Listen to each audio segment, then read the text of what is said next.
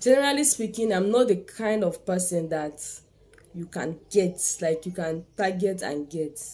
Things don't usually affect me. I have a very thick skin, like, but it's been more than a week since I last filmed anything.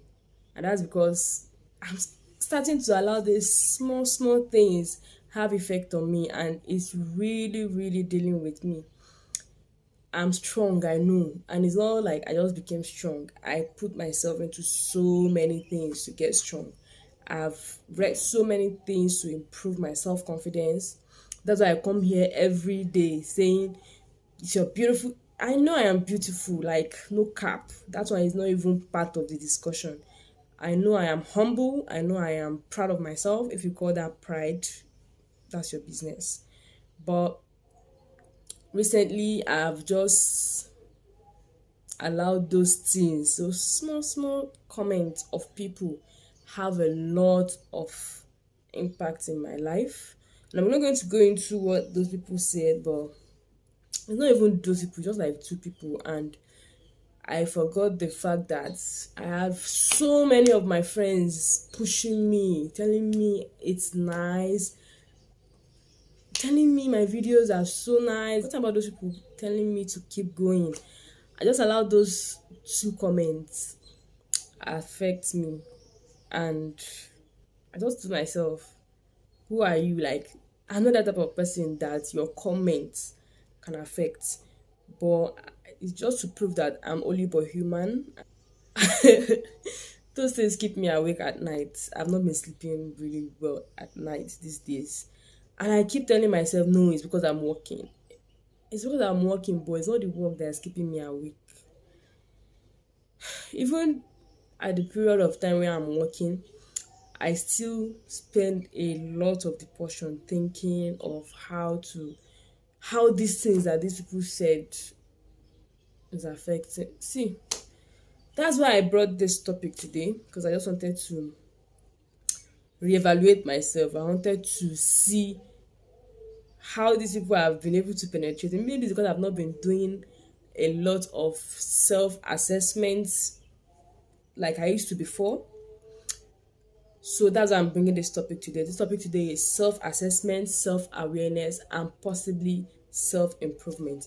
So the self assessment, it's a type of survey you give yourself where you take yourself as not being that you take yourself as another being. Yes, let me just use that.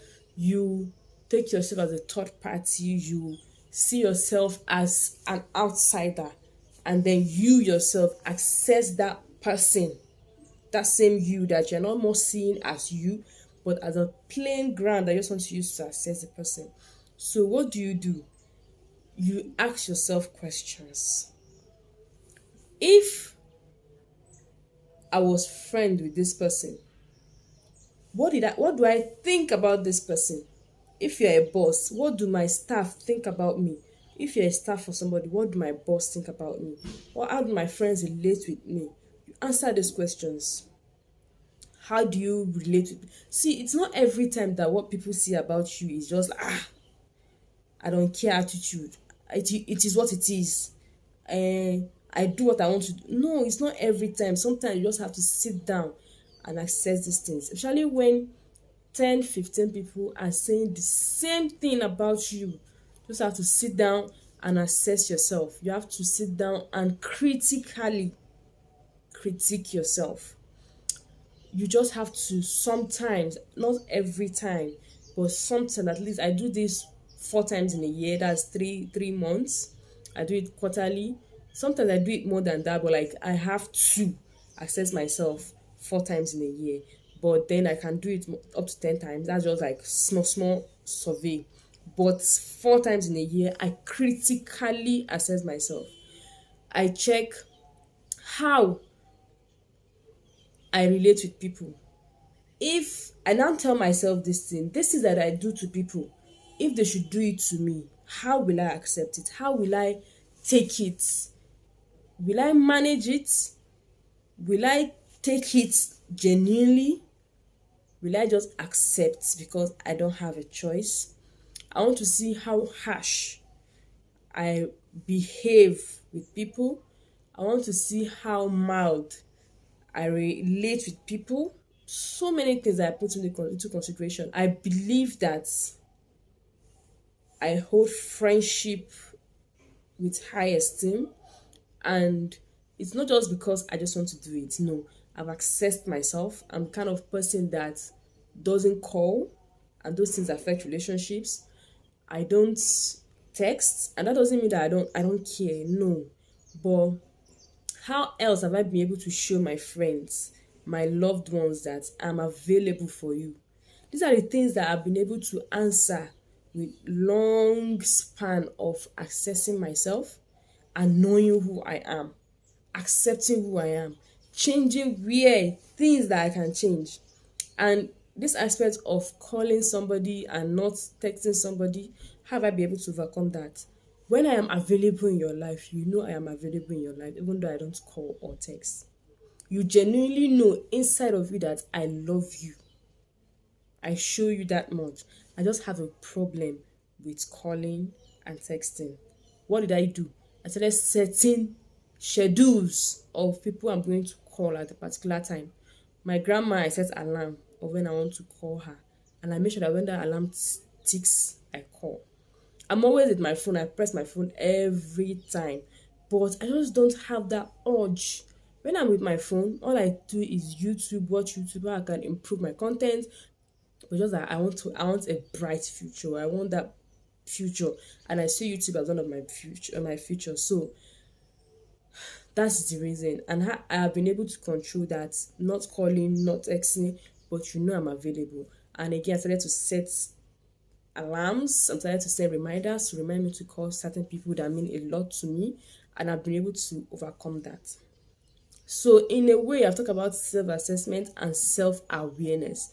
Self awareness is when you have been able to access yourself to a point where you are not biased, you are being straightforward, you really, really access yourself as if you are a third party, you assess yourself as if you are a panel of judges judging somebody. You assess yourself to that depth, and then you move forward to awareness. What, who, how, who am I? What am I? How does these things that I do, how do they affect me? How did you ask yourself so many questions. So in this self-awareness, you tell yourself, what are those things that I possess that I can change? Those things that are not good that I can change. How do I change those things? When you now finish awareing yourself, you know who you are. You know what you want to change. You know what you don't want to change, what you don't care what people think about, that you will not change for them. You've gotten yourself to that point. You've understood yourself that even if people talk about this thing a million times, I have assessed myself and I will not change this particular thing about myself. Then you move to self improvement. Those things that you now accept that they are bad and they need to change. And those things that you see, okay, should I change, that are still having question mark in front of them, those things are what you now put into practice to improve on, to be better with, to be good at. When you are bad, you know that what you are doing is bad. You know, that's when you now put it into consideration. You push yourself, because you actually have to push yourself, especially when you have been assessing yourself for a long time, you have been knowing yourself and you have been improving. You get to a point where you just say, I am not improving again for anybody, because you think that you are changing, you are pushing yourself too much, you are going out of your way for people. You're not going out of your way for people, you are doing it for yourself. You've told yourself the truth, you've accessed yourself, you've seen yourself, you've still finished yourself. So you're not changing for people, you are changing because you know it is bad, you know it is not good enough, and you want to improve, and you want to change that aspect of your life. So when you've now done all these things, you see that self-confidence, you don't need to look for it again. It will come to you naturally. Because you have critiqued yourself, you have splitted yourself, you've cut off the bad part of yourself, then you've rearranged yourself back. Now you are a whole person. It doesn't mean that you still do not do mistake. Don't beat yourself too much when you make mistakes. Mistakes are made to be made. If there's anything like that, they are available to be made. You have to make mistakes to know a better way at solving a particular problem. Don't push yourself too much. Don't be too hard on yourself. Self-confidence will come when you have assessed yourself thoroughly. You've told yourself the truth. You hold on to the truth. You know what you are doing is not good and you have improved. That self-confidence will come naturally. People will start to call it pride. People will start to say you are so proud of yourself. Don't care. Just the same way I don't care. I do not hurt you. If I hurt you, it is unintentionally. Most people I hurt is unintentionally. I just don't sit inside of my house and be like, I want to go and hurt this person. Sincerely, I cannot think of any time that I've done that in my entire life. So if I've hurt you one way or the other, it's just because I didn't know a better way of approaching such. If you want to have a good self-confidence, just do these three things. Self-assess yourself, know who you are, that is self-awareness, and then self-improvement. The confidence will come. And when the confidence comes, people will say, oh, she's proud of herself because I come here and I tell you, oh, welcome back to my channel is this beautiful girl, because I am beautiful. I've passed that level of my life where you come to tell me that my nose is small, my eye is big, my forehead, I've passed that level. I'm the best creation of God. And all of you are. God created you the best possible way. I've seen myself. I look at the mirror and I tell myself, ooh la la, this girl is so beautiful. And I'm so proud of the person you are becoming.